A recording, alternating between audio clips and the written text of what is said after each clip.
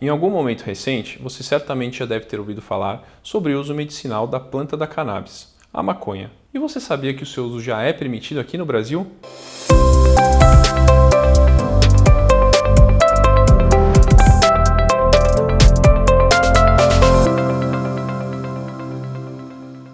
Peraí, doutor, você está me falando que está liberado dar um tapa na pantera?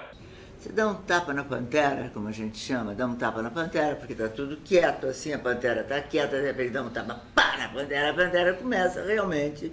Não estou falando do uso recreativo, e sim do uso para fins medicinais, em especial o uso das substâncias THC, o tetrahidrocannabinol, e o CBD, o canabidiol, que são extraídos da planta cannabis e que vêm sendo amplamente estudadas desde 1963, quando o químico búlgaro-israelense Rafael Mekolan isolou pela primeira vez esses dois princípios ativos da planta, sendo criada então uma nova classe de substâncias, os canabinoides. Mas bem antes disso, já houveram registros do uso da planta para fins medicinais, sendo o primeiro registro histórico por volta de 2700 a.C., contado no livro chinês Pen Cao, na qual o imperador chinês Shen Nung já relatava o uso oral da planta e descrevia contra dores articulares, gota, cólicas menstruais e até malária.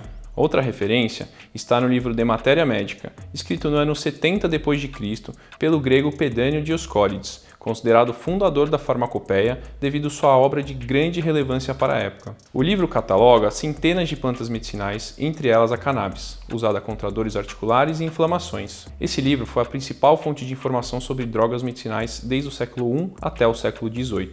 Acho que já deu para mostrar que estamos falando de um fitoterápico com certa relevância médica e histórica. E pulando uma grande parte da história, chegamos aqui no Brasil, quando em dezembro de 2014 houve o primeiro grande avanço sobre os tratamentos à base de canabinoides, na qual o Conselho Federal de Medicina, o CFM, autorizou o uso compassivo do canabidiol, o CBD, para o tratamento de epilepsias em crianças e adolescentes que eram refratárias aos tratamentos convencionais. E já em 2015, a Agência Nacional de Vigilância Sanitária, a Anvisa, autorizou a importação de produtos feitos com CBD, respondendo à demanda de algumas famílias que precisavam do remédio. Em março de 2016, o preconceito contra o uso de remédios feitos à base de cannabis começava a diminuir, e dessa vez foi a vez do canabinoide THC, que saiu da lista negra. E ainda em dezembro de 2016, o primeiro produto à base de THC com CBD foi liberado pela Anvisa para comercialização nas farmácias brasileiras, sendo incluído na lista A3 de substâncias psicotrópicas vendidas no Brasil com receita controlada, o Mevatil,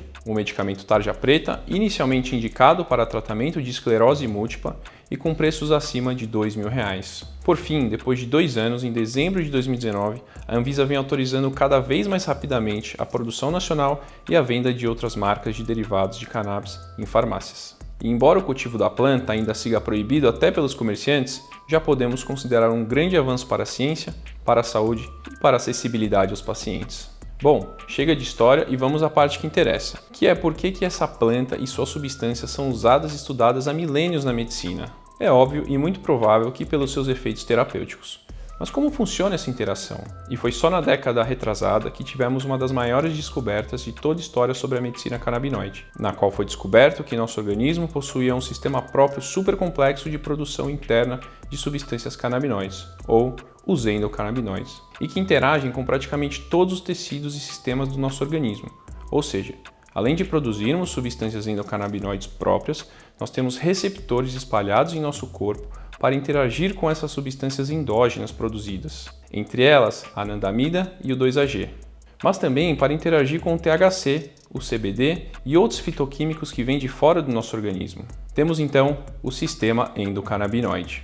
E esses receptores descobertos, o CB1, o CB2 e os receptores vaniloides, estão principalmente localizados em nosso sistema nervoso central e também no sistema imunológico, fazendo com que especialistas hoje acreditem que a principal função do sistema endocannabinoide é a manutenção da homeostase, ou seja, do equilíbrio de funcionamento do nosso organismo. E devido a toda essa interação com o nosso organismo, mais recentemente que muitas pesquisas começaram a se aprofundar no tema das principais funções fisiológicas do sistema endocannabinoide, na qual diferentes pesquisas publicadas no PubMed Central já relacionaram o sistema com diversos mecanismos, o mecanismo de apetite e digestão, de estresse, de humor, de controle motor, do sono, das inflamações e outras respostas imunológicas, de funções da pele, dos nervos e, é claro, na dor crônica. E dentre suas principais funções estudadas na dor crônica, podemos considerar a sua ação analgésica, anti-inflamatória, ansiolítica e ação também na melhoria do sono, essas duas últimas quase que inerente a quadros de dores crônicas. Já quanto ao seu uso em patologias dolorosas específicas, temos seu uso na fibromialgia, dores neuropáticas, aquelas em que a lesão ou disfunção do sistema nervoso, nas dores oncológicas e nas dores espásticas musculares, como na esclerose múltipla. Já para a dor aguda, não se indica o uso de canabinoides. De modo geral, no tratamento da dor, a via indicada é a oral, na forma de óleos mais frequentemente, mas também em spray oral ou cápsulas. A via oral tem um pico de ação mais baixo, com menores efeitos colaterais e duração mais prolongada em relação à via inalada. É importante ressaltar que, diferentemente do que muitos pensam hoje, nos casos de dores crônicas, a formulação mais comumente prescrita em estudos e com melhores resultados é a que existe uma relação igual de THC para CBD ou, em alguns casos, até soluções com proporções maiores de THC. Agora, quanto à dosagem e posologia dos canabinoides, devemos sempre individualizar, com o objetivo de prescrever a menor dose possível com o máximo de efeitos benéficos e com o mínimo de efeitos colaterais também. Por isso, o acompanhamento com o médico prescritor deve ser com retornos em curto período de tempo no início do tratamento até conseguirmos ajustar a dose. Existe um slogan que diz "Start slow, go slow", ou seja, comece baixo e vá devagar. E eu acrescentaria "Keep low", ou mantenha baixo, que na grande maioria das vezes é possível. Eu gostaria também de deixar algumas mensagens importantes para vocês, bem como alguns cuidados com o uso do fitofármaco. Pela medicação ter seu metabolismo hepático, é importante avaliar a função hepática a cada 3 meses e ficar atento a pacientes hepatopatas. Já quanto ao seu uso em idosos, não existem contraindicações, mas deve ser evitada para adolescentes, pois nesta fase da vida o sistema nervoso está mais suscetível à dependência ou desenvolvimento de doenças psiquiátricas como a esquizofrenia.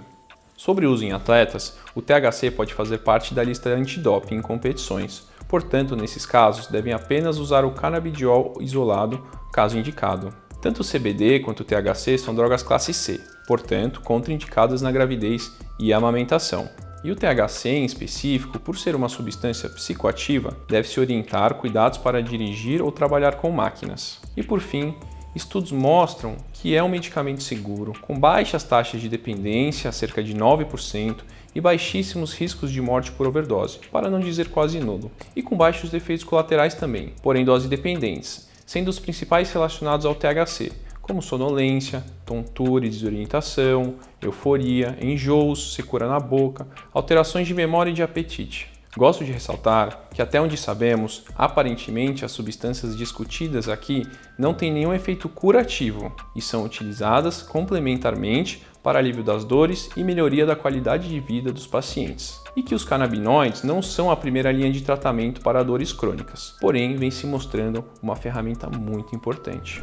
Bom, espero que vocês tenham gostado do conteúdo e ainda que um tema antigo, os estudos vêm crescendo de pouco tempo para cá. Por isso, cabe a nós nos mantermos atualizados sobre cada novidade que surge sobre o assunto, para que possamos utilizar essa medicação de forma mais segura e consciente possível. E se você gostou do vídeo, deixe seu like, se inscreva no canal e compartilhe esse vídeo com outras pessoas. E se você tiver alguma dúvida ainda, deixe um comentário aqui embaixo que eu terei o maior prazer em responder. Meu muito obrigado e até o próximo vídeo.